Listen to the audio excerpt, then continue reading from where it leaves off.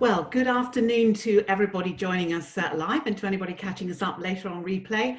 My name is Caroline Taylor. I'm a founding member of Marketing Kind, and I'm really delighted to have been invited by Paul and Anna to host today's Marketing Kind Exchange, where we're asking, how can we make freedom everyone's business? I'd like to start by welcoming our many Marketing Kind members and guests. It's really great to have you with us. Now, for those who are new to Marketing Kind, perhaps I should explain a little bit. We're a membership community of marketers and change makers building creative solutions to human problems. And we do this in a number of different ways. On the last Friday of every month, we have something called a Coffee with a Cause, a gathering where we members get to step outside of our day jobs and upcycle our marketing skills in support of good causes. Our next Coffee with a Cause is on April the 30th, and we'll be taking what we learned today and then working with Ruth Dearnley, who you're about to meet, and her Stop the Traffik team as they work to prevent human trafficking. Now, Marketing Kind members are also focused on coaching and supporting each other in becoming more purposeful and impactful leaders, including through the digital firesides and the Your Marketing Kind gatherings. In the next digital fireside on April 21st, we'll be exploring the meaningful enterprise with Dr. Mick Jackson. If you don't know Mick, he's the founder of Wild Hearts, which I think is fair to describe as the preeminent B2B social enterprise in the UK, and which has already changed more than 1 million lives around the world.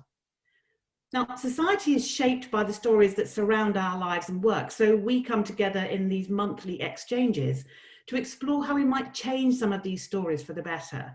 And that's what we'll be doing today. And then in our May 19th exchange, we'll explore the alternative to and for capitalism with Tim Smith, Professor Tim Jackson and Daniela Baroni Soares. And don't forget, of course, that we have our online community space, and it's open for anyone who would like to share their own change creating ideas or to get involved with Marketing Kind. So do take a look there.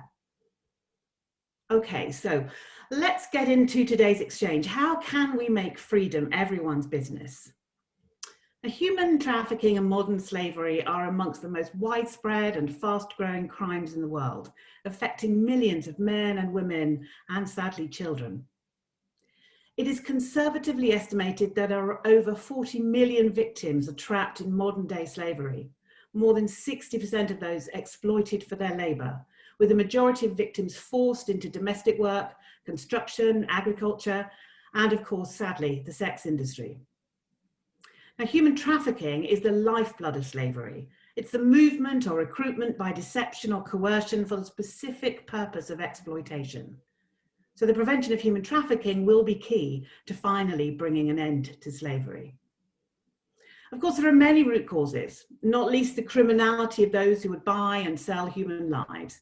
But a major obstacle to stopping it is vulnerability of both the people and business.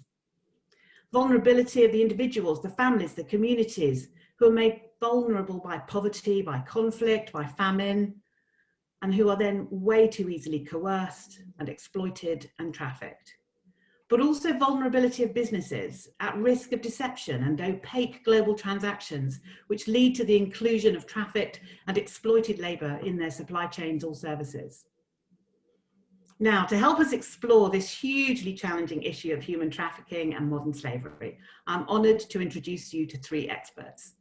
First up, Louise Hulland. Louise is a journalist, award-winning broadcaster, and the author of Stolen Lives, a magnificent but devastating book, which is a very clear expose of human trafficking and slavery in Britain today. Welcome, Louise. Next up, Ruth Dearnley. Ruth is the CEO of Stop the Traffik. I mentioned it briefly earlier. It's an NGO leading a global movement of the individuals, communities, and organizations fighting to prevent human trafficking.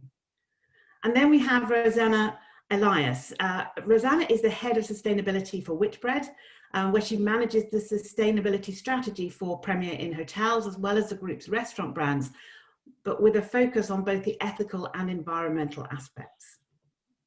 Now, in the next 50 minutes or so, we're going to try to cover the nature and scale of this problem, how it's understood and portrayed in the media, in society, and in business. How we balance action between rescuing victims and preventing others from becoming victims. We're going to talk about the role of responsible business and the role of us as consumers and citizens. And of course, what can all of us as marketers do that would actually make a difference? But before we get into all of that, I'd like to ask each of our panelists to tell us a little bit about how they first became aware that slavery, which many of us thought was long gone, thank you Wilberforce, but yet is still so prevalent in the world. So I'm going to start, Louise. What opened your eyes to this, and what was your reaction? Did you feel it was something that you could do something about even? I studied as part of my degree, criminology, and years after graduating I was working as a journalist in London and was still in touch with my favourite tutor. He was amazing, and he'd left Durham too and was working at a London university, and we'd gone for coffee and he was just telling me about some of the work that was happening in his department at this new university, all around human trafficking, slavery and huge sporting events. So that's back in about 2010, and it was one of those moments where I'm actually quite embarrassed to admit it now, where I was just kind of baffled. I was like, yeah, but what do you mean trafficking here? Like, this is something that happens in other countries, right? And it just wasn't the sort of thing that I thought in the UK in 2010 we'd be talking about. And it just really stuck with me. And I really wanted to explore it more as a journalist. But obviously that was 10 years ago and I was a lot more junior than I am now. And I've been freelance for pretty much 98% of my career, which meant that it's not like I have a platform to sort of go to a boss and say, right, we're going to cover this. So I was very much a one-man band trying to get this out there, which is always quite challenging. But it was something that, as I say, really, really stayed with me. And I started sort of getting to know people in the sector and always looking for stories to be able to pitch, so that rather than saying, I want to do something on human trafficking, I could go to someone and say, I've got this story about X, we need to cover it.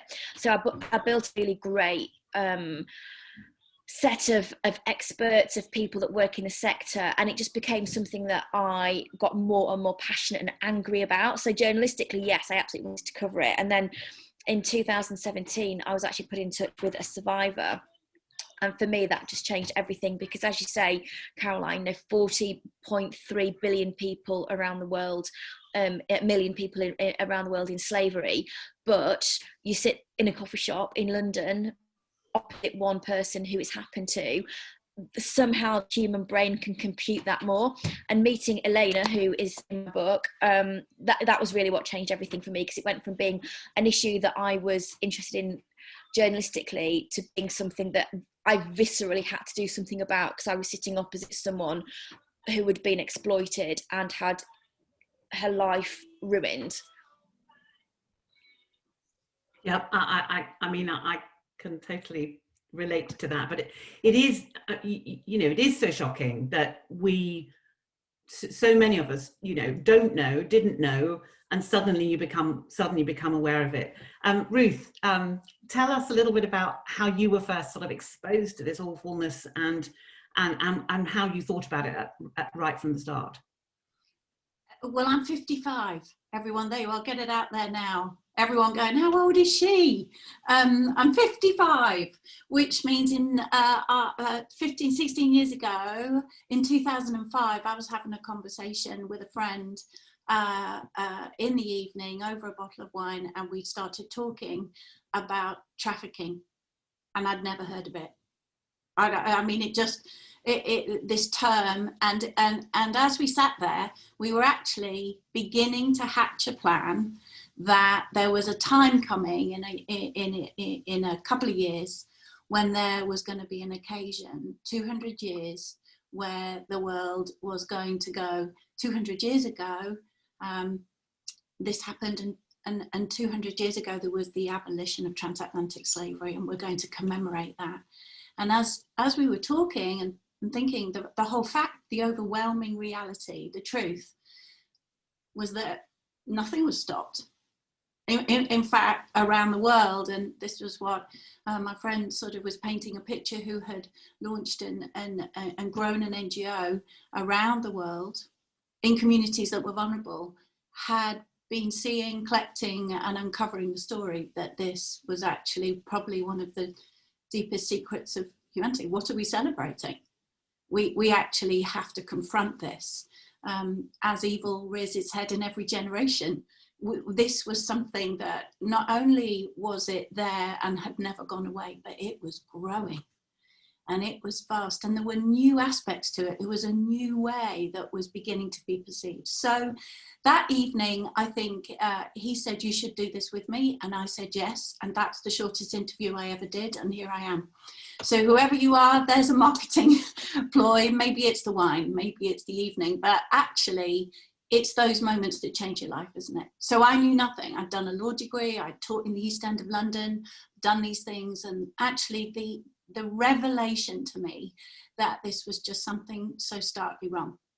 The journey since then, which I'm sure we'll unpack a little bit as we go, is, gosh, every day I'm still learning about it. So this is something that is complicated and complex, but also profoundly simple, that people shouldn't be bought and sold. And we need to confront that and do that. And that's been my sort of life's journey for the last 16 years, a bit like Louise. You can't unknow what you know. And then you have to go and uncover the things that are still hidden. And most of all, for me, the passion has been, how can we turn that into something that everyone can make a difference? Because the startling truth of this is that we're never going to disrupt this unless we can engage everyone in it, which is why this is so exciting. Oh yes indeed.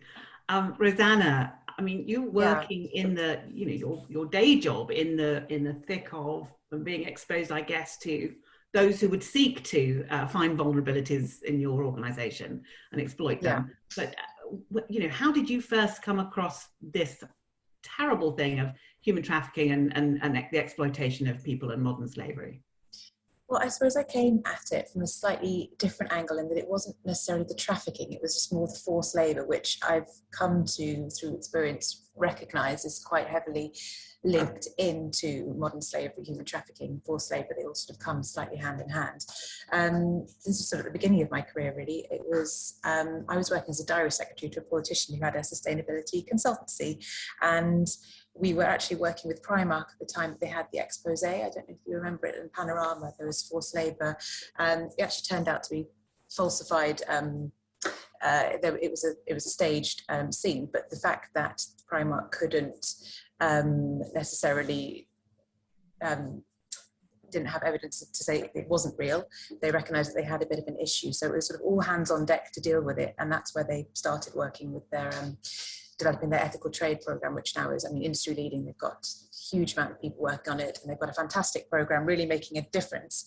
But it was sort of all hands on deck, and I was quite young, fresh out of university, and it was the first time I sort of realised that actually the global supply chains that are supplying, you know, brands that I'm wearing, I'm buying, they have got these endemic issues in them, and it's something that if I'm going to be, as a consumer, purchasing these products, I need to really, it's my responsibility to interrogate them and do something about it. So that sort of changed my career path slightly from, I wasn't entirely sure where I was going, to be honest, but then I decided quite quickly that actually ethical trading, and then that broadened more widely into responsible sourcing and wider sustainability, but ethical trading is something that I really wanted to focus on, because I mean, it's everyone's, as Ruth sort of mentioned, it's everyone's business. It's businesses have a responsibility to do this, but if you're a consumer, which we all are, you have a responsibility to interrogate the products that you're buying. And that's where it all started for me, really. Amazing. And I mean, yes, I mean, so as you said, different, coming at this from different perspectives, but all of you seeing what was going on and feeling compelled to take action. I'll just embarrass myself slightly by saying, Ruth mentioned 16 years ago that conversation over a bottle of wine was with a friend of hers. Subsequent to that conversation, Ruth, who is a long-standing friend of mine, came and had a chat one day and said, talked about this awful thing of human trafficking and this growing crime. And you know, I was shocked because I literally did not know this was happening. And she asked me what I thought about her getting involved and leading an organisation that would work to stop it. And my advice to Ruth was, don't do it. You have young children. The people who commit these crimes are seriously evil, nasty people. that feels too dangerous, too risky for a lovely person like you and you know, by extension, your lovely children. Fortunately, for many, many people who have benefited from the work that Stop the Traffik have done in the subsequent 16 years, Ruth Dearnley completely ignored my advice, which has been a bit of a pattern over the years. But I'm so glad you did, Ruth, because not only did you do this, not only are you doing what you do, you brought me with you. And I'm hugely grateful for that, because, you know, sometimes it takes a little bit more than just having your eyes open. Sometimes you have to kind of be, you know, dragged by the arm to, you know, or pushed a little to make you take some action. So you all did it voluntarily. I did it with a little bit of persuasion from Mrs. Dearnley. But the good thing is everybody is on this now. Okay, so let's dive into this a little bit. I want to talk first about how this is seen in the media, how it's portrayed in the media, how we look at it from a societal perspective, how it's understood in business. So, Louise, you know, you're a journalist and a broadcaster, I know, as well as an author, but if I think about this from the perspective of your journalism work and from your peers, your fellow journalists, how do they see this, and how do you think it's portrayed at the moment? I think the one thing that I would definitely say, and bearing in mind that as a freelancer, I'm not sitting in morning meetings day in, day out, so it wouldn't be right for me to be able to comment on Sky News, BBC, ITV and all their kind of planning meetings as to how they approach these stories. What I have noticed is that there does seem to be a real pattern, quite rightly, of working alongside the expert frontline workers. So, for example, if there are raids, etc., then you know that if the police are raiding and there's camera crews there is this kind of understanding that the media is needed to highlight this crime. And conversely, you'll have seen storylines on Coronation Street, The Archers. I know it's sacrilege, but I actually don't listen to The Archers, but I'm told that their storylines have been pretty spot on. And I know that the storyline teams for both of those have worked with our leading charities to make sure that their research is excellent. Plus, as well, you know, for some outlets, there are dedicated modern slavery reporters who are getting nods and awards left, right and centre. There's the brilliant Kieran Gilbert at Thomson Reuters. There's Annie Kelly at The Guardian.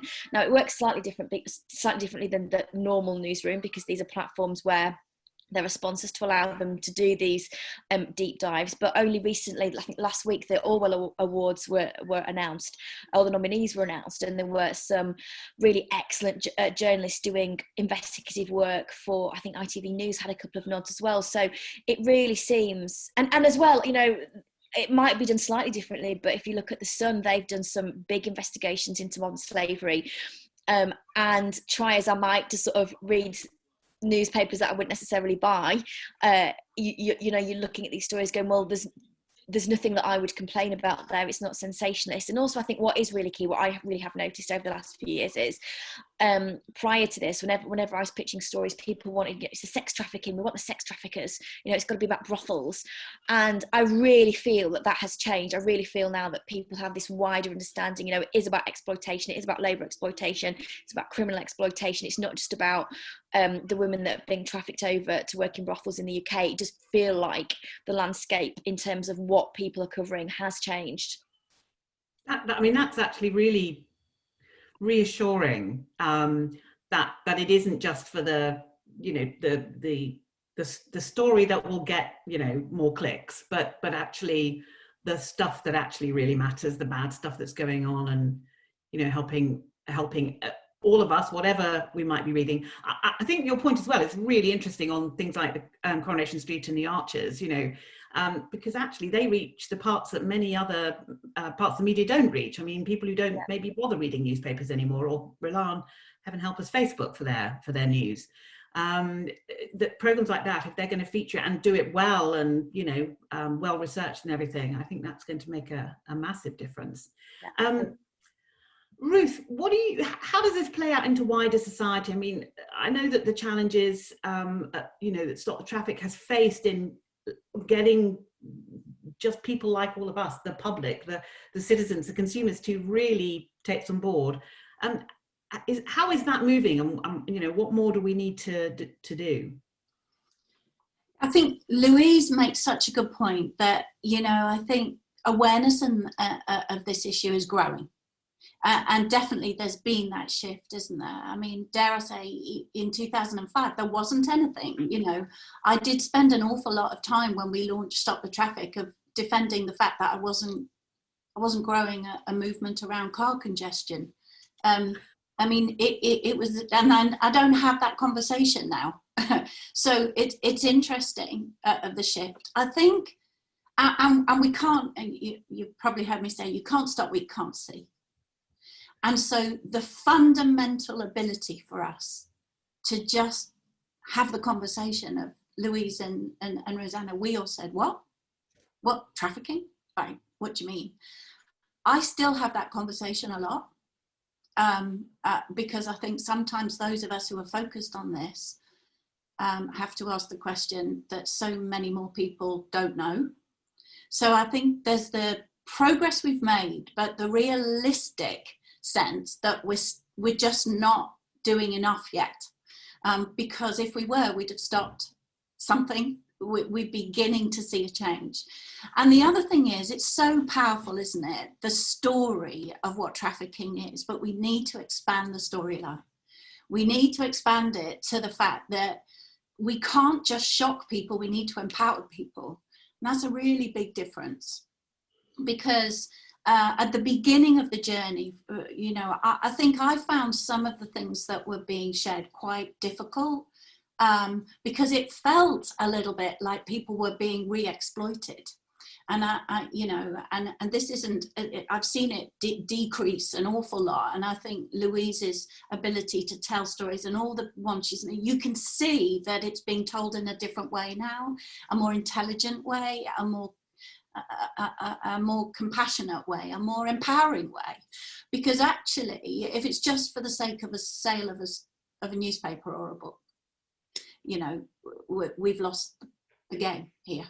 But the power of telling a story in a way that enables people to find their character and their role in it. And that's been the thing that has encouraged me in the years, you know, and with the people on this panel and around the world. Because again, we can't see this as a national program. This is a global crime, a global organization that needs a global solution. And that, the other piece is what I can see, and I'm sure we'll talk about this, signs of excitement. And finally, do you know, one of the hardest things is, you know, Stop the Traffik is about stop. It's what our calling is. It's hard to prevent. And it's also not particularly sexy, you know, prevention's what, you know, what, you just want to prevent something happening so you can talk about what didn't happen. It's like, that's really hard. But actually, it's the only way we're going to win this. So it's a way, I think, for the marketeers all flooded across the world listening to this, is we need to make prevention the most attractive thing. Prevention is the thing that should capture. And that isn't to say the power that I believe every survivor story has really gets integrity and comes to life when it can be evidence that that power has prevented this happening. Then we've turned the table. So I feel excited about the progress we've made, but very much realistic. Can I say that? Realistic. That actually, this, you know, where we've got to, I think the last 10 years, 15 years, awareness has risen. But awareness isn't enough. This is about empowerment and change. And that's going to need us to think and market very cleverly. Yeah. Ruth, do you think we're at a tipping point yet with that level of awareness? It's a very different environment than the one you started in 16 years ago. But are we at that tipping point yet, or is there further to go yet up the mountain? I don't think we are. If I'm being, you know, I think we have to ask ourselves what that tipping point would look like. So this is about a criminal business that is winning at the moment. Because at the moment, the narratives coming out are anecdotes, and I suppose we're going to get onto what I'm passionate about, intelligence-led, but the data has to be able to tell us, not just an inspired individual, that we're winning. Because in the end, now, where's the tipping point? There's a fascinating question, because actually, it doesn't have to be 100%. You win something when the perception is as well And we're back to our marketing. This is all about how we do the message, but it's got to be backed up by our evidence, and evidence of change, evidence that things are being disrupted, evidence that the money is not available like it always has been, the evidence that the risk to this business is too high. And the evidence that people are making different choices and people are seeing a change. Communities are saying, stop, not here. Yeah, absolutely. Rosana, I was really interested in your perspective on how well understood this is this in business. I mean, obviously, you work at Whitbread, and it'd be interesting to get your take on that. I mean, just broadly across the business, but any observations you have about, you know, the broader business community too would be great. Yeah, I think it's interesting what you were saying, Ruth, about how the stories are told and how it's told will empower people. Because I think I agree with you that we're not at that tipping point yet, but I feel like things have changed.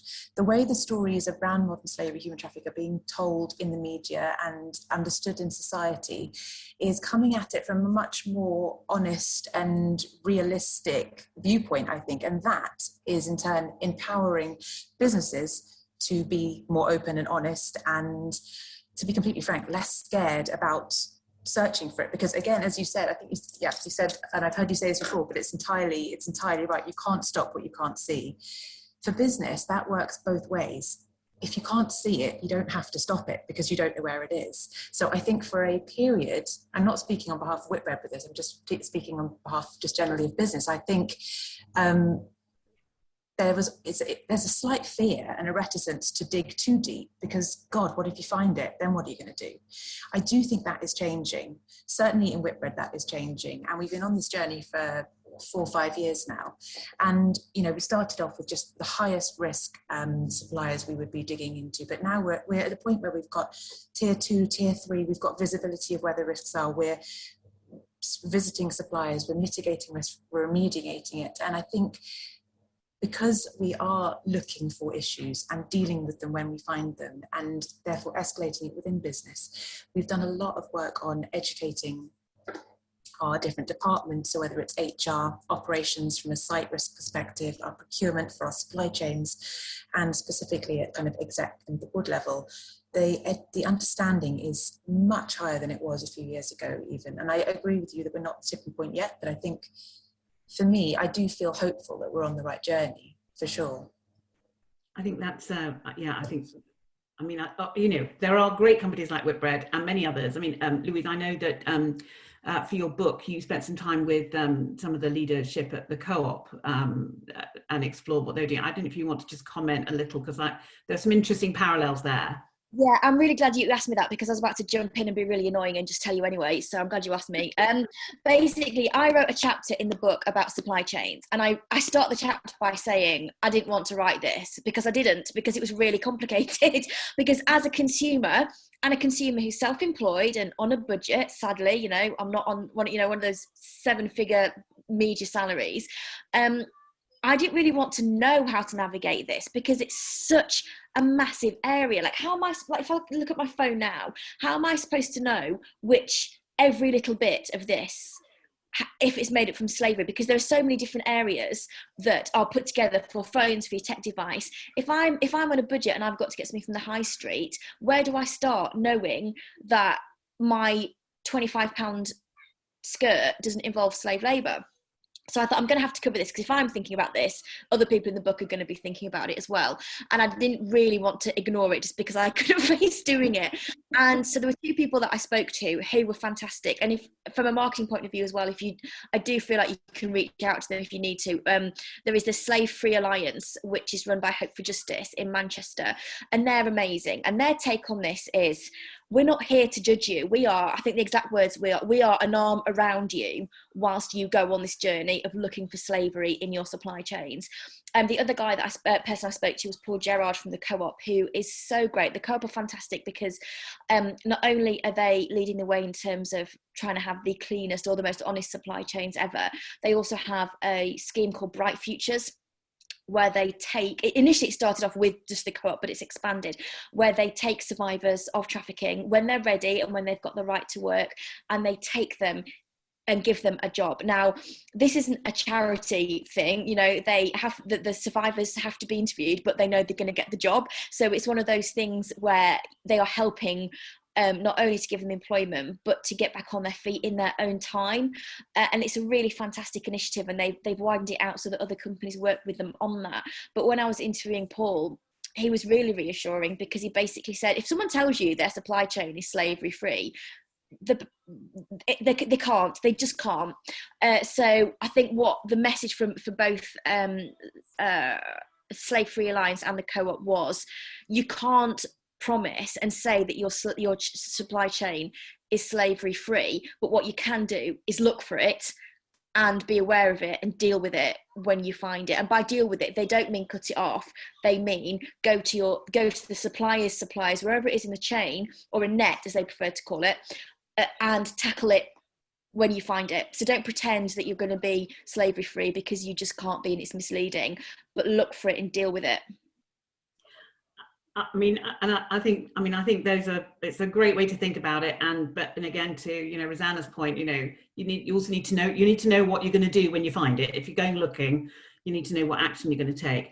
But I love that kind of duality of doing everything possible to prevent it being, or at least for your company, but at the same time finding ways of helping people who have been caught in it, survived it, and now need to rebuild their lives, and jobs are part of that. So I love that duality. And it brings me on neatly to the next aspect I really want to talk about, which for me is always this balance between sort of rescue and prevention. You know, clearly with more than 40 million victims of this worldwide, there's a lot of people who need rescuing and supporting. But I'm also very, very conscious, and I'm a great one. I love quotes. I love other people's words, because they're always better. But Desmond Tutu once said that there comes a point where you have to stop just pulling people out of the river and go upstream and find out why they're falling in. And so that, you know, takes me to this: whatever you can do to prevent it happening in the first place, for every single person who can avoid being, you know, exploited into this ghastly world, it's a win. So Ruth, Stop the Traffik, you talked about stopping things, about disrupting things, but prevention and intelligence-led prevention is really the heart of the work that you've been doing. Do you want to just talk a little bit about what that actually is, what that looks like? Yeah, sure. So you know, that night with the bottle of wine, go back to that night. It looks like I'm a bit obsessed with it, but if you go back, there was a great friend of ours at the time, and went up, and the following day he came down. He's a poet, and he said, I've got the name of the brand. He goes, call it Stop the Traffik with a K. Okay, so anyone marketeers who thought that up, it was literally overnight. Our friend came down, and I went, oh yeah, that's good. But actually, we have to live up to the brand. We have to live up to that. We were birthed into the soil that said we're about stopping it.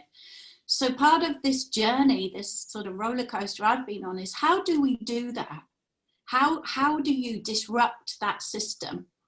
And over the years, I think because of the people I've met, and the extraordinary people from intelligence and from business and banking and society and NGOs and community networks and government, because that's been my journey. It's actually realizing that actually everyone has a role to play, but realization of that is that you can only stop it when we can understand what it looks like. And I have met thousands of incredible people who have sacrificed their lives, and still do, to help rescue, rehabilitate people who have been caught into this. And they inspire me and humble me, and are essential. But the more I also realized in my journeys is just how exhausted everyone, this relentlessness of the supply chain. of how do we, if Stop the Traffik was to live up to its calling, its sense, how do we disrupt that? And over the time, I also realized that we couldn't just do it without being able to bring that picture together.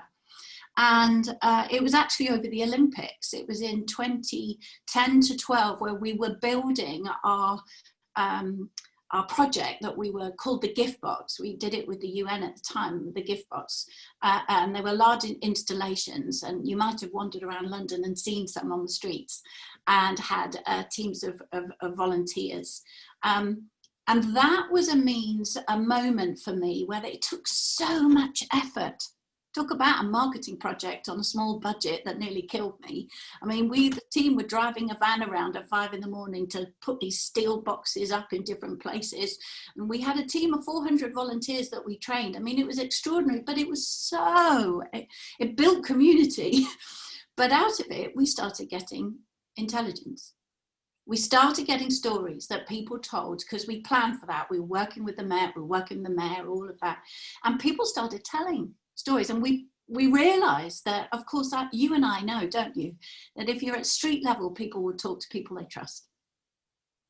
And so I have to tell you, we had these 3 fantastic over 90-year-olds who sat on seats in the middle of a gift box outside Westminster Abbey every day for 6 weeks in the rain.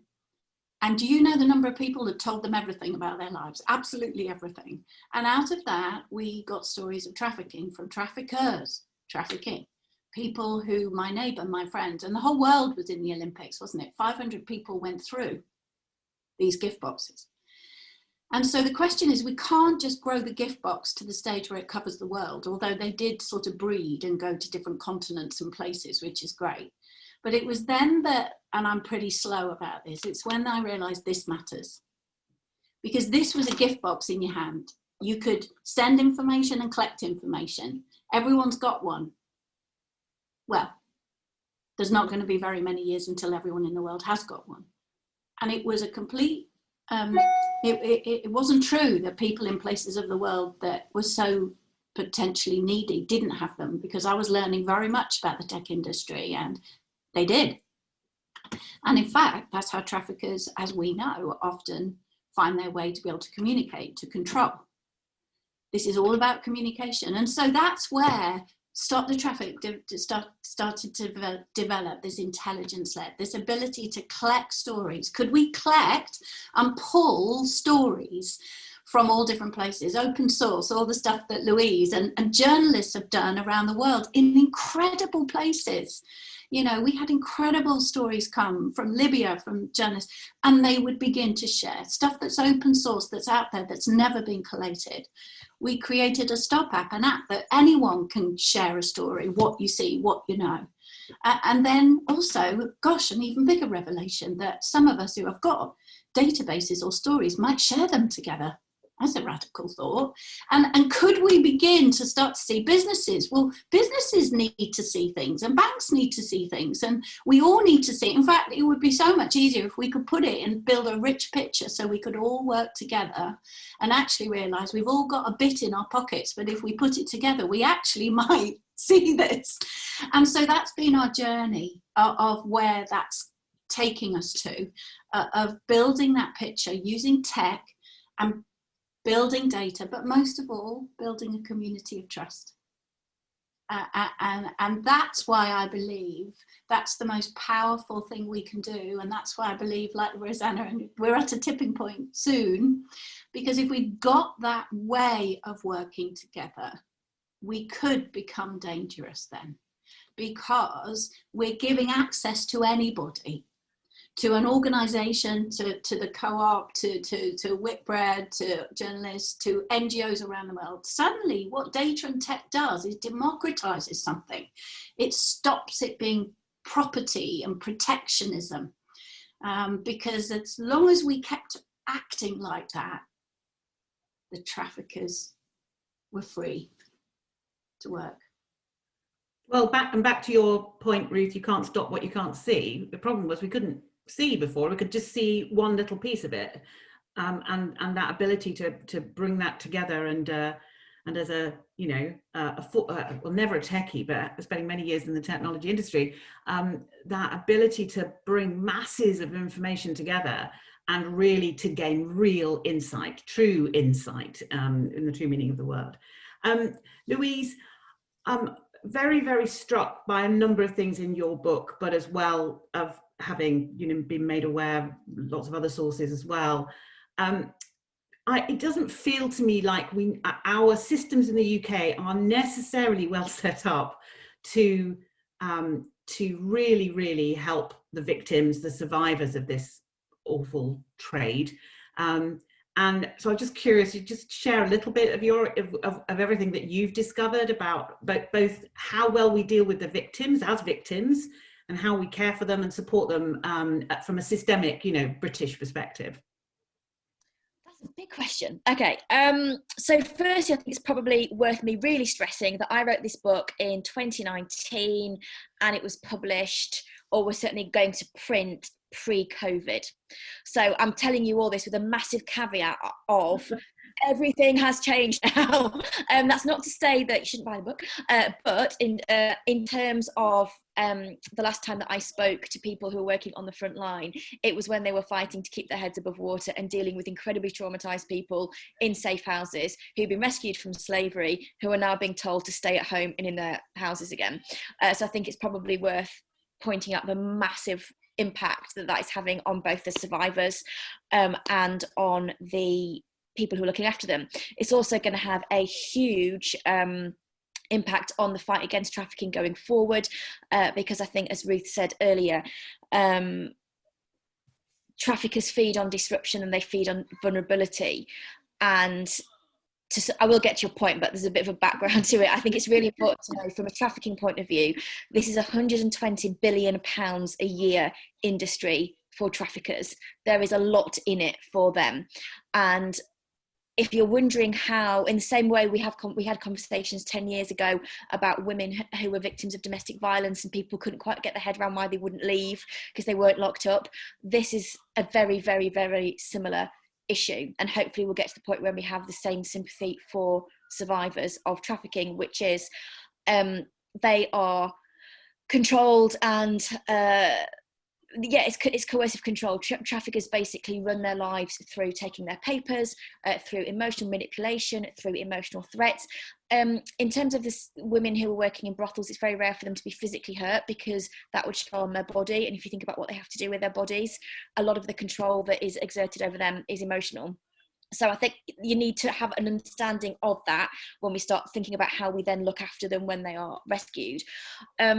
It depends very much on, again, in terms of the government system, whether a survivor is British or whether they are from a different country, because then there'd be asylum claims to run parallel. But essentially, if I was a victim of a crime, I'd call the police and the police would give me a crime reference number and hopefully investigate it and bring someone to justice. If you're a victim of trafficking, it's actually the Home Office that make that decision. I've never quite understood that from my own point of view. It used to be victims that were found that weren't European would be looked after by the National Crime Agency. They'd make the decision. European victims would be decided by the Home Office. It's now all under the Home Office.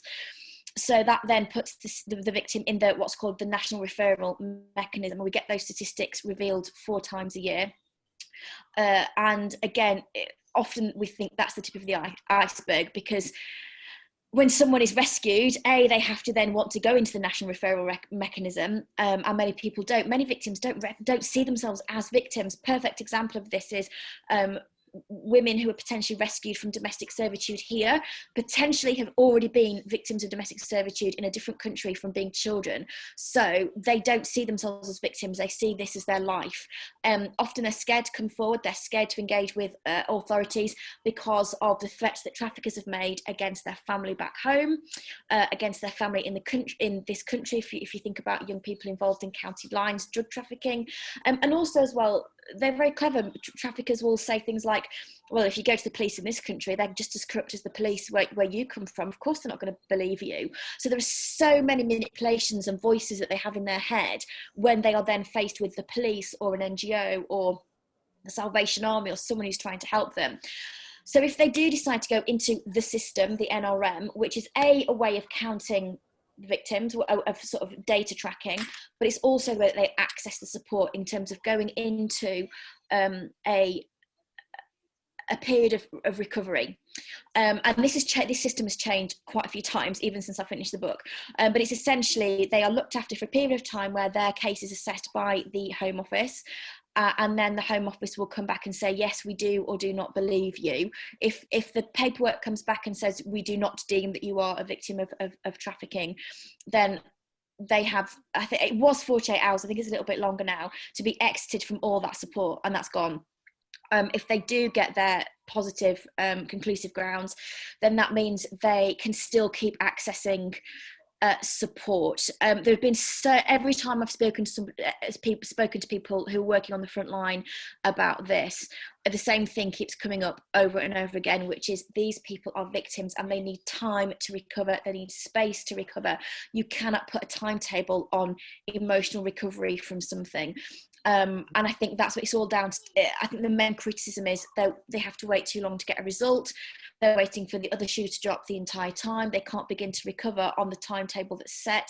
And of course, like anyone working in charity, it all costs money, and where's the money coming from? And I think one of the big fears now as well is, whilst we've all been locked away, where are the victims in the UK? We're not going to places, we're not seeing things, we're not reporting them, what's happening to them. A recent report from the Centre of Social Justice said we think it's about 100,000 victims of modern slavery. Looking further afield, as we're all tightening our belts and we want cheaper things because we're all worried about our economic future, that gives a bigger platform for traffickers to exploit cheaper workers, and any kind of global upheaval makes people more vulnerable. So, for example, global warming, any kind of climate change that's affecting countries in obviously not in the UK but in different parts of the world, means that people are going to want to move to different countries. They're going to be more at risk of smuggling. I mean, I could go on literally for days about this, and I can't even remember what your question was, but essentially, yeah, there are a lot of people. You were right in there. I mean, I think that just I mean, yes, some very important kind of level setting and background, but also, you know, this fundamental point that the system that we have is not exactly designed to be truly supportive of the kind of victimhood which these people are suffering, and so that's a huge challenge. Let's move on to I think probably a more positive spin, if you like. And Rosana, I'm going to start with you. I'm really interested just to touch a little bit on what is the role of responsible business. We talked about this a little bit earlier on, but maybe some examples of the ways that an organisation like Whitbread is potentially vulnerable. I mean, you know, you've touched on some of the more obvious kind of supply chain, direct supply chain issues, but I know it's way more complex than that. And how you explore those and go looking for them. Yeah. So I think this all kind of falls under the, when we're talking about rescue and prevention, it's very much really on the prevention. Yeah. And for Whitbread particularly, and other hospitality companies, particularly hotels, particularly, to be honest, budget hotels, there's an element of rescue as well. So I can talk through that. So there's 3 areas really where it could potentially touch our business and that we work specifically on to try and, you know, prevent it. So we've got firstly the operation. So if you think about, we're the biggest budget hotel in the UK, we've got 800 or so hotels. They are budget hotels, and we have some of them are sort of linked into airports and transport links. So if you are a trafficker and you want to harbour someone somewhere, it might be a budget hotel that you choose. So that's something that we are very aware of as a risk, as a key risk, and it's something that we work quite hard to. You can't prevent it, but you can make sure that you are sure as hell going to spot it if it does come into your site, and that your team members are clued up on identifying and spotting the signs and know what to do if they suspect something. So in order to sort of prevent that happening, as it were, in our sites, we train, all of our team members are trained and retrained annually on spotting the signs, on the risks, and we've got our linked in with the national referral mechanism that we were just discussing, for all its sort of faults. linked in with that, we've got our internal kind of reporting processes that also links into our own safety and security team, which is 24 hours. So if there's ever a point where we suspect that someone might be a victim or at risk in one of our sites, then we would deal with it swiftly.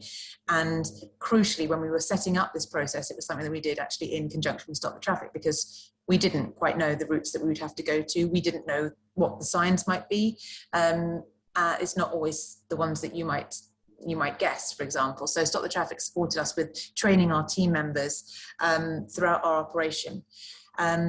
The other areas of risk are, people working in hotels. Thankfully, due to the operating model that we run, so we actually own and operate all of our hotels. So everyone working in our hotels is contracted directly by Whitbread. So we can safeguard against any human trafficking or modern slavery through our kind of employment policies and practices and due diligence and all of that. So we consider that to be relatively low risk. We did have, when we started looking at this as a risk a few years ago, a few contract cleaners and a few sort of agency workers in specific areas across our business. And that's something that we took a view on and said, actually, it is a high risk area. We know that. So we took time to work with our suppliers, and we've actually gone through a process of, we now directly employ everyone working in our sites just to mitigate that risk. And we just thought it was the best thing for us to do.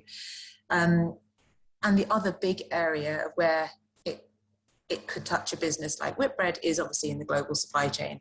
And that's something that, I think we've touched on before, and it's well versed in terms of people report on it under the Modern Slavery Act statement. There've been lots of documentaries, there are, books. It's a well documented issue, but there's lots you can do. And it's something that we've been working on for about 4 or 5 years, if not more, setting stringent standards and working with your suppliers to make sure that every supplier recognizes that they have to operate to those standards, and then regular checks to make sure that they are upholding those standards.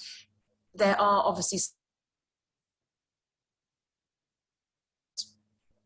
we're a hospitality company, but if you think about the issues that an industry like construction faces, we build our own hotels, we face those issues. A restaurant chain with global meat supply chain, soy supply chain, we have the issues associated with that. A fashion brand, for example, we have, is it 36,000 team members all kitted out in uniform? We buy a huge amount of uniforms. We're the second biggest user of laundry in the UK after the NHS. So linen, cotton, these sorts of global supply chains. We deal with all of these issues. It's so complex and sort of convoluted that you need to understand where the highest risk of something like human trafficking, modern slavery is going to be in your supply chain. And then you can really, really focus in on those deep dives. So it's really, you can never obviously, to the point that we were discussing earlier, you can never say you're 100% slavery free. You can never kind of commit to that, but you can do as much as you can work pretty hard to make sure you're mitigating it where the highest risk areas are. So having some standards and a set program that you work with all of your suppliers, no matter what their risk level on, and then making sure you're doing deep dives in high risk areas. So we've done a lot of work with our construction suppliers, particularly in the UK. And that's something that surprised me. I think, again, we touched on it earlier, but the way that modern slavery and human trafficking is often viewed is that it's an other. It's from international coming into the UK. It's not within the UK as such. A lot of suppliers, when we talk to them, sort of say, well, we're in the UK, so it's fine, or we use suppliers in the UK, so it's okay, it's locally sourced. It doesn't really mean a huge amount, to be completely honest. So we've done a lot of work on our construction supply chain, engaging with all of our contractors, working with them to identify what specific checks we should be doing on their sites. So we have regular, in line with our health and safety checks on site now, which is as regular as you like. We have ethical checks, interviewing workers, understanding where we might be using agency workers, making sure those agencies have got their checks. It's quite an involved process now, but understanding the areas of high risk and doing those deep dives into them is something that I find really does help prevent. Sorry, I rambled on there. I'll stop. No. This is fantastic, and I mean, it's all fascinating. But I really, really love that point about managing the complexity by really getting into understanding the risk levels and then focusing on the high risk and dealing with those first. I mean, that's a very normal thing for a business to do. But at the same time, it's not a very common thing for businesses to do with the breadth and depth that Whitbread do it. Apropos, ethical sourcing and running a sustainable and ethical business. So it's really fascinating. I think also, just one other point on that, I think it's important to, I mean, we have to do it. We have a responsibility to do it. And actually, legally, we have to report on how we're doing it. So it's in businesses' interest to do it well. But I think by virtue of the fact of being open and honest and saying, we know there are risks in global supply chains. We have a complex supply chain. We will have risks somewhere. We're doing our hardest to identify it. You can only do certain amounts. So we're focusing on the highest risk because we've done the due diligence to understand that this is the high risk and this is where we can have the highest impact. I think you're in a safer space to start talking about it because it's done deliberately and carefully and considered rather than just saying, oh, it's too hard, we're not even going to look. Yeah. And that brings us really nicely onto the role of all of us as consumers and citizens, because that transparency that organisations that serve the consumer and serve the citizen will have, actually, I guess it's very iterative. Concerned consumers will influence how organisations operate, and transparency and sharing of information from organisations back to their customers will actually help to reinforce that concern in their consumers. So it becomes quite a circular thing. I want to talk a little bit more about this, but I'd also like to get into some of the questions that we're having coming through from everybody that's joined us today. And a number of them are on, exactly this discussion. I think that there was an interesting question came to us in advance from Nilima, who wanted to know how would any of us know whether a business we were going to engage with as a consumer, so it could be a nail bar, it could be the other example, it could be a car wash, or it could be a coffee shop, whatever. How do we know that we're making the right decision? Any guidance for all of us, just as normal mortals, from any of you that you've seen that helps and that works? Well, I'm happy to Ruth. say you're only ever going to know if you ask the question. So there's a fundamental thing, isn't there? And Rosana said it. Can I just say, we're all taking for granted that whoever's watching this, that this happens often, that you get someone from business standing here and talking about everything that they're doing. And this is just fantastic because it doesn't. Okay, this is a change, but I just want to applaud what we're hearing, because this is a change. If you want to say to me, what's the change? This is the change where people are coming forward. So fantastic, because actually, in the early days of Stop the Traffik, I don't know if any of you know were around in my day when we did the chocolate campaign, and people used to say, I'd have on my gravestone, she did chocolate. Well, I did chocolate. It was actually inspired by Wilberforce, because I realised Wilberforce did the first ever sort of supply chain campaign. He won't have called it that, but it was all about, he was really struggling, and all the people around him. I have to say, some great marketeers there. I'm sure they were mostly women. Sorry, everyone, but whatever around that. Are you going to? If I get hate mail, it all goes to Caroline. But basically, all these marketeers, they realised they were struggling. They were really struggling. And then what happened is they started to connect the issue of the slavery at port side with the tea and the sugar. To me, that was genius, because at that moment began a campaign with a Wedgwood badge and something that enabled people to connect to the issue. And that started to enable people to say, you're never going to travel because, you haven't got a horse and you can't ever see it because there was no Twitter, and there certainly, but actually what you're putting in your tea connects you. And it's connections, it's the power of the story. And then people ask questions. Well, what do you mean? What does it look like? How would I know it? How can I do something? What can I do? I met an amazing woman in her 90s who had done a PhD on the collecting in that day of the petition 200 and whatever 20 years ago. And they collected 300,000 signatures, which I think is extraordinary, you know, in that time. And so it's a mobilization of people to be able to ask the questions. So then go back and just think about what Rosana's recounted of what Whitbread are doing. They're asking lots of questions. They're starting to ask questions to say, where do we start? Where do we go next? What have we learned? What would we do differently? What do we need to change? So what if we all asked that about all our buying habits? Just if we just said, well, what do I buy? Where's it come from? And I've always been a passionate supporter that you should never do things out of guilt or shame, because it's never sustainable. But we have to mobilize the world to believe it matters. So, and choose something. We did a campaign where we said, go in and choose your best clothes shop and the one you love, and then go in and say, I love your clothes. I love them. How can I work? How are you working to stop trafficking? Yeah, so, and this is where I again throw it back, marketeers. I think this is so powerful around the communications message. How can we make this urgent, but wonderfully addictive?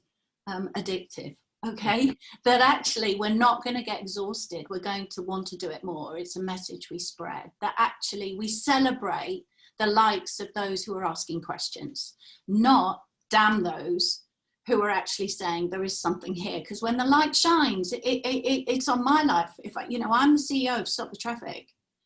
And I remember hiding behind a shopping shelf once, scared that if someone saw me pick up a Mars bar during the chocolate campaign, you know, someone, you know, we're all frail.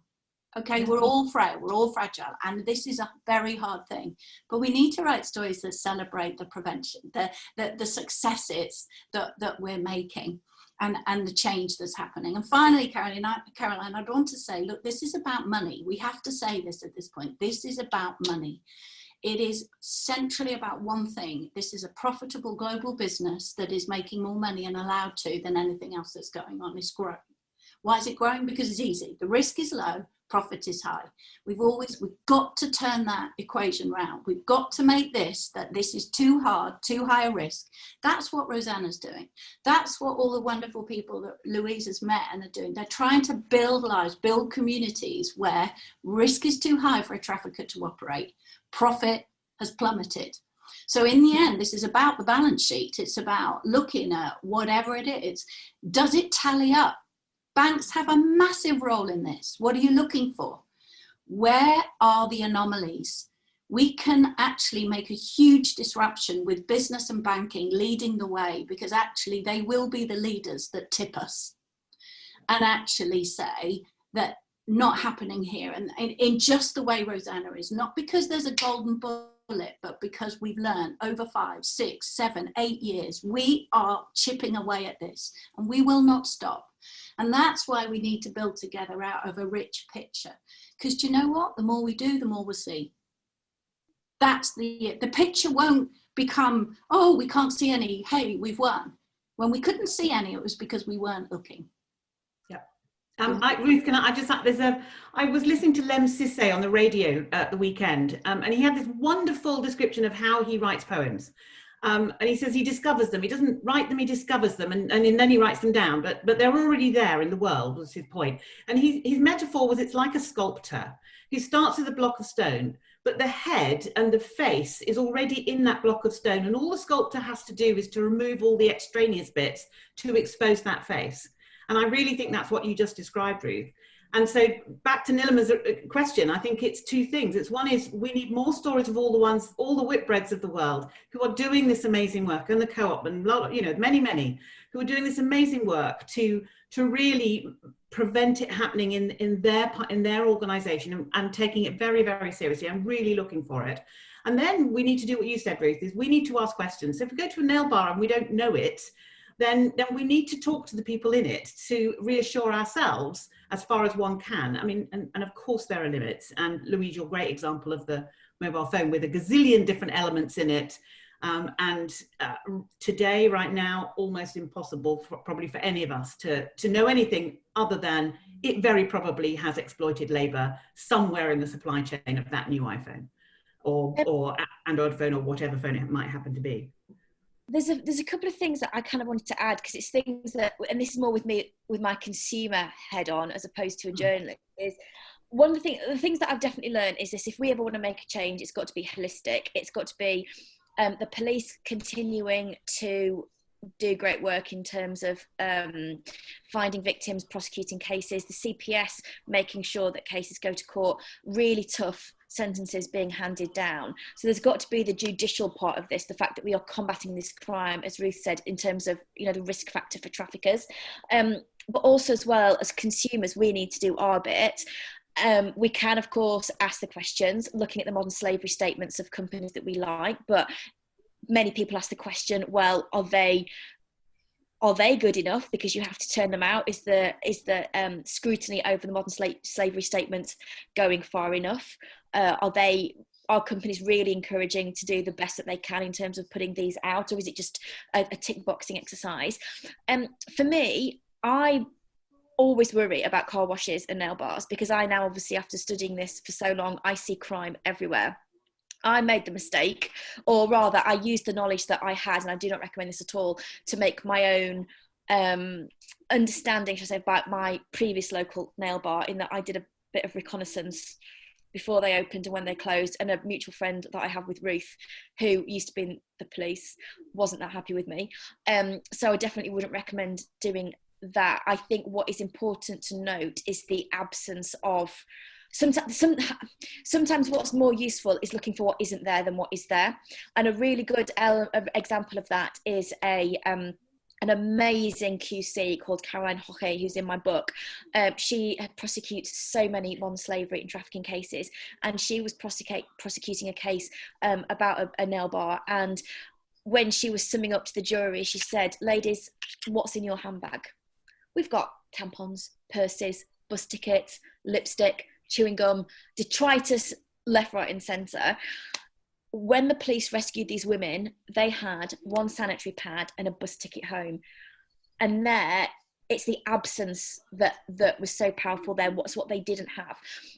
I actually have always been baffled, and maybe Ruth can explain why this isn't the case, but I, as a consumer, would love to have some kind of licensing system where I can go into a nail bar and I know, just like when I go to my local license, that there is a sticker in the window that someone somewhere who knows more than I do has given it a stamp of approval and says, yes, you can get your nails done there ethically. Same with car washes. I don't know if that's been mooted. I don't know if it's been ruled out for a reason that I haven't thought about, but as a consumer, it would make me feel a lot better.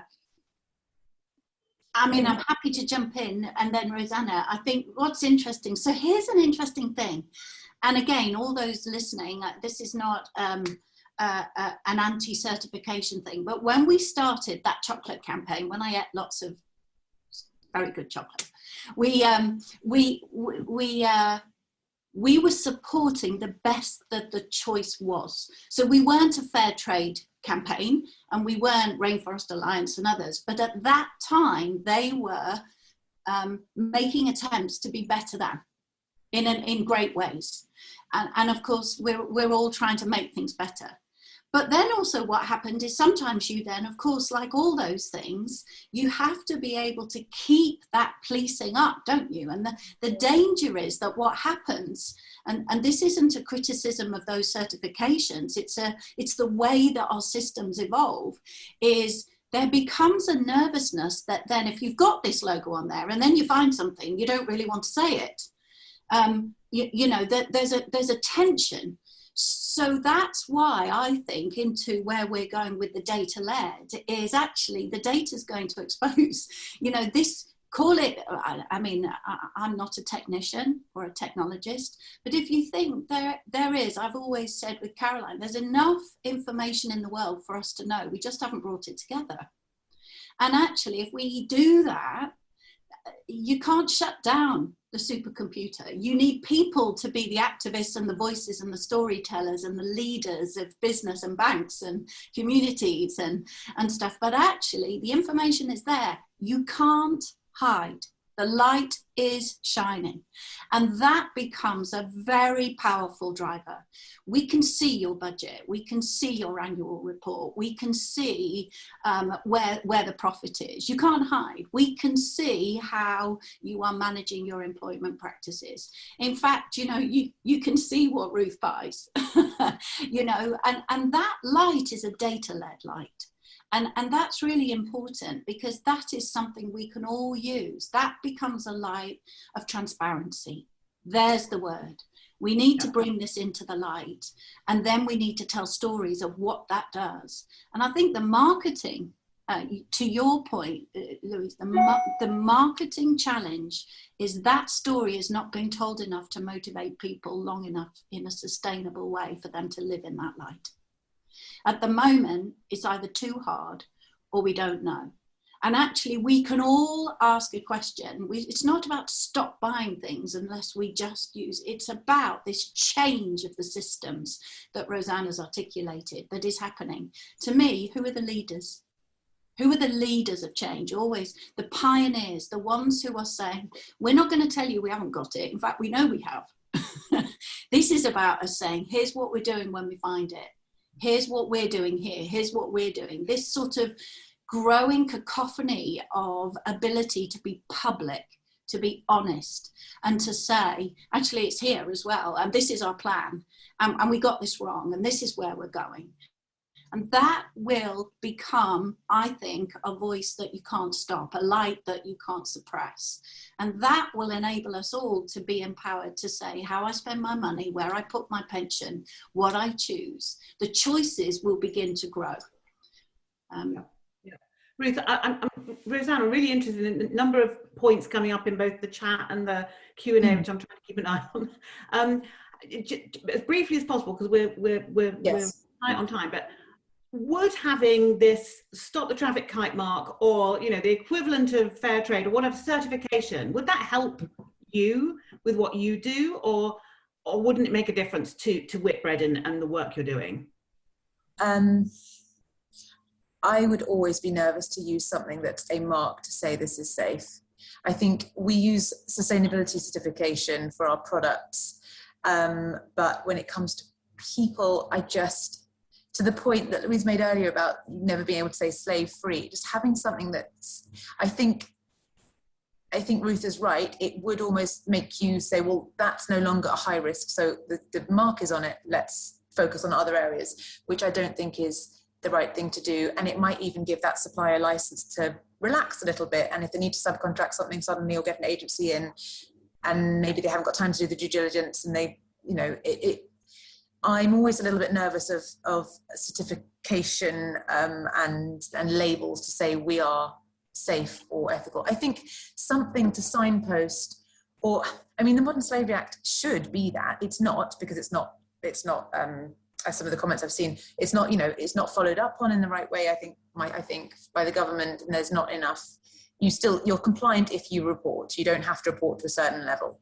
But that is where you've already got companies looking at risk, looking at mitigation and remediation and reporting on it. So something like that, or if there was a good benchmark that sort of took them all and made them consumer friendly and said, well, these are the people that are trying. I think that's what we're looking at, trying, honestly trying, not doing this right, because I don't think anyone's got the answer, anyone's got it entirely. And, you know, as also Ruth touched upon, the world is moving so fast, so fast at the moment. Climate change is very real, very immediate, and that is changing everything. That's creating more migrant workforce, just everything. So I don't think I think a stamp isn't, there might be a place for it, but I'm always risk averse. I would feel nervous to use it, I think. I understand, and I think what's one of the things that was interesting I wrote down from earlier was this idea of needing to expand the storyline, not just to shock, but to empower. And it seems to me that this transparency that Ruth's talked about of business, and that you are demonstrating, Rosana, and for all of us as consumers to have more awareness is a very powerful thing, a very empowering thing. It seems it's too easy to just assume that because it's got that stamp on it that it's legit and it's fine. and we see this in all different, I guess, walks of our lives. I want to just jump into a few more. We've got a number of questions. There's a couple of things that come up about the Modern Slavery Act. Rosana, you've just kind of touched on that. And it does seem that we want to know which organizations, which businesses that we might choose to engage with are actually doing something, rather than having a statement that they put on the bottom of their website. And that, we do have the ethical wash, just like we have had to deal with greenwashing. And so I think that looking for evidence of action, and that comes back to this transparency point. So I think that's important. And there's another question that came up. Chris asked this earlier. The link between consumerism and this drive for cheap, fast fashion in the fashion industry, for example, being a driver for organisations to perhaps cut the corners that allow the traffickers in and allow the exploitation in. I know, Louise, when you and I were chatting the other day, you made the point to me, Caroline, it isn't just the £1 t-shirt that you might buy in whichever cheap, retailer. This is happening in very expensive brands who are just making lots of profit instead of a lot of profit. Do you quick view on that? You might remember the Rana Plaza fire. I actually can't even begin to. I can't even remember when that was. The last 10 years at some point, and it was really shocking because it was a sweatshop. It was a clothing factory, garment factory, that burnt down. Many people died. It was truly horrific, and the people that got the attention, and it was sort of billed in the press as it was making cheap clothes for the low end budget shops.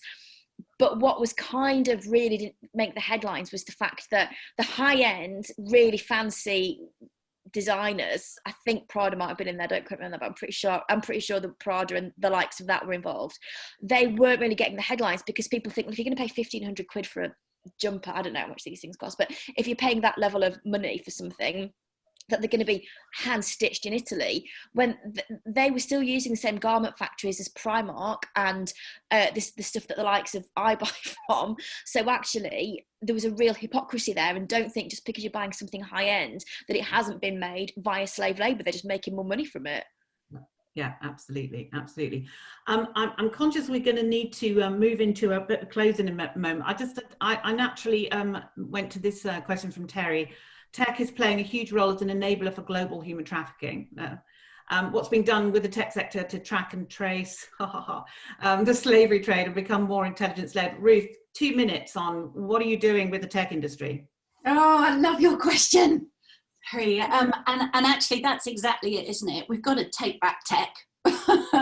So that's why sort of, what have we built? So let me just tell you, and please everybody, this has been so hard, but it's the gift of partnership. That's where I want to go. We can't do this on our own. You've got to listen to the amazing things that we've heard from everyone tonight. This is about how do we work in that 360 degree. So we reached out and worked early on with IBM. And built the first iterative of the Stop app, that collector tool globally, that's now in its 3rd iteration, to put it in the hands of anyone, anywhere, who can just put something down that doesn't feel right. But in the end, there's no point sharing stories if you can't trust where they're going. And so then there was the idea, we've got to be able to put that and collect it. How can we collect stuff? And it was actually someone who talked about, all of you marketeers knowing when the web was birthed in 92. Do you know there was a small group of people in California that went, oh, I wonder in the future that we should do something about that because it might be taken over by nations or governments. And so they created something called ICANN. And I listened to this probably about 12 years ago and thought, I wonder if we should do something like that. But it's not about the web, it's about data. And so we have built, and forgive me everyone, this is because I have to be quick. It didn't happen overnight, it's probably taken 8 years, but we built something on scale called the Traffic Analysis Hub. And it's done in partnership with banks who are businesses and NGOs. My dream was always that anyone had access to it and everyone contributed to it, because you have to have a data well.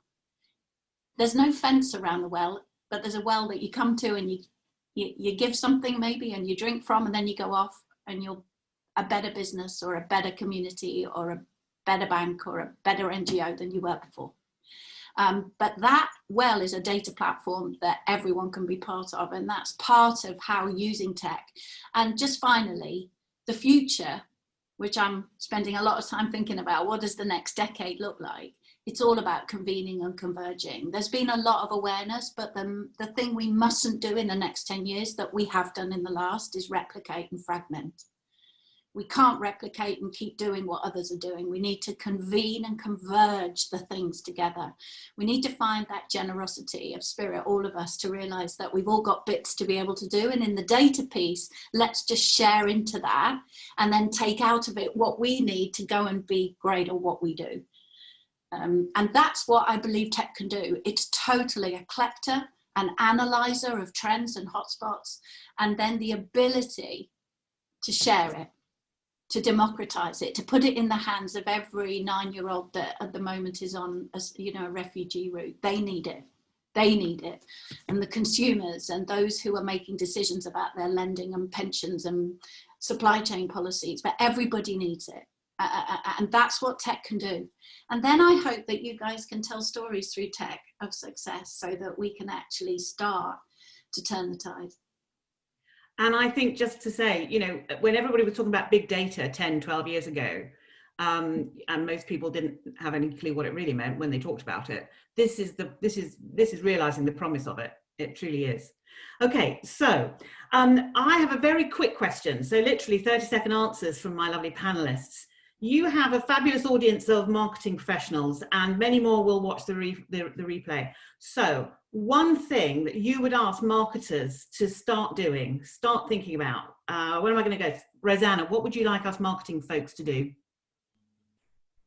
I think it's about supporting the empowerment of businesses and other people through the honest telling of stories, creating that safe space by, you mentioned ethical washing, just making sure there's no ethical washing and being authentic and telling the honest story and just being kind to businesses when you do, that it's okay if we don't have the answers, but if we're trying, then hopefully you can tell those honest and authentic stories, and scrutinize your clients and companies that you're working with and sort of push them from the marketing perspective to say, we need to be able to tell the story because consumers care. So let's make sure we're doing the right thing. Yep. If we're going to tell authentic stories, then we have to have authentic businesses feeding us. Exactly. Louise, what would you ask of us marketers? Totally agree with Rosana. She said it much more articulately than I would have done. I think the thing that I would add to that is, whilst maybe my generation and older are fairly good at making ethical decisions, you ain't seen nothing yet until Gen Z and the millennials rise through the ranks. And they might not have massive pockets right now, but they are going to have some serious spending power and some serious standards. So I would say, you have such power with the work that you do. Use it for good, and bear in mind that the generation coming up are going to hold all our generation's feet to the fire. So I think be passionate about what you do.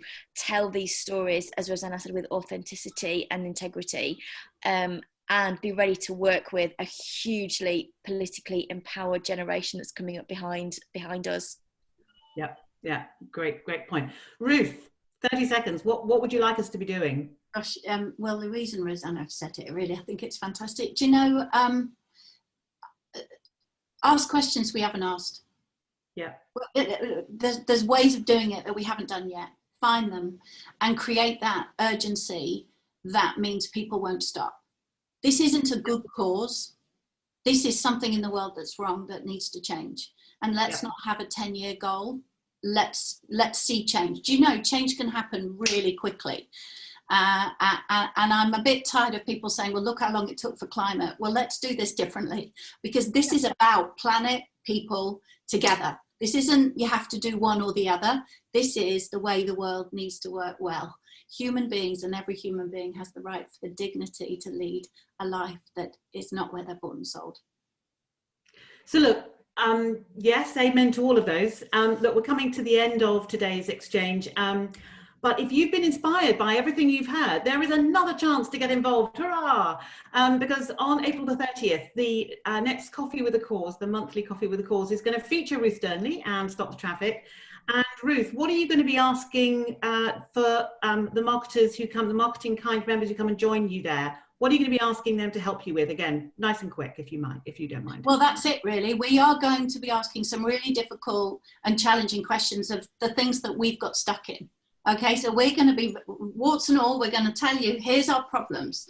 Here's where we think the blocks are. Here are the challenges. Here's the things where the story needs to change and be adapted. And we're going to be sucking all the creativity out of those there, because we're going to find a new way of telling stories. And so no mean feat, we're going to solve the problem. And then we can share it. How to make, I'll tell you, how to make data sexy. There you go.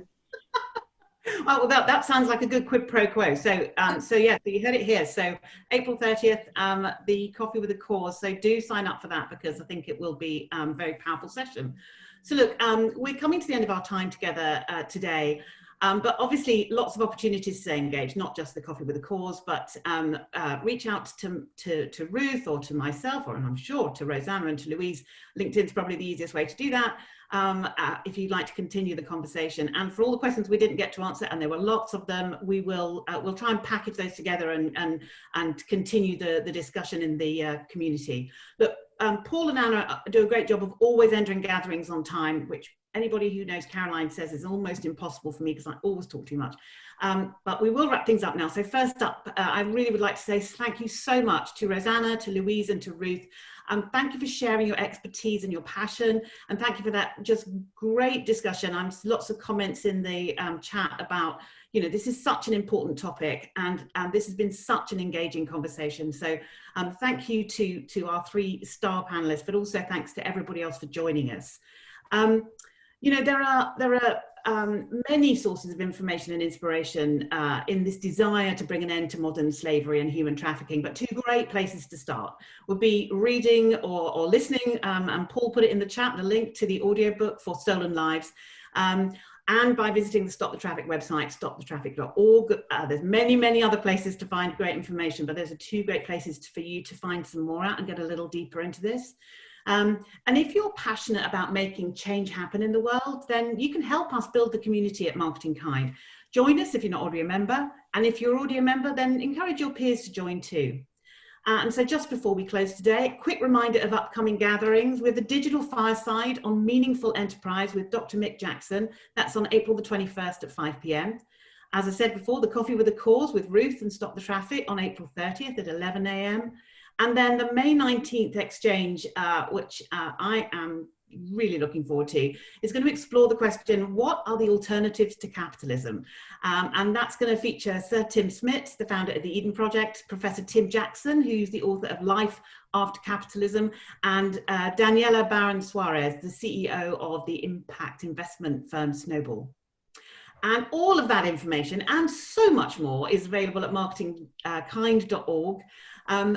Thank you so much for your time today. I look forward to seeing you at a future gathering, but right for now, goodbye from all of us. Thanks. Thank you.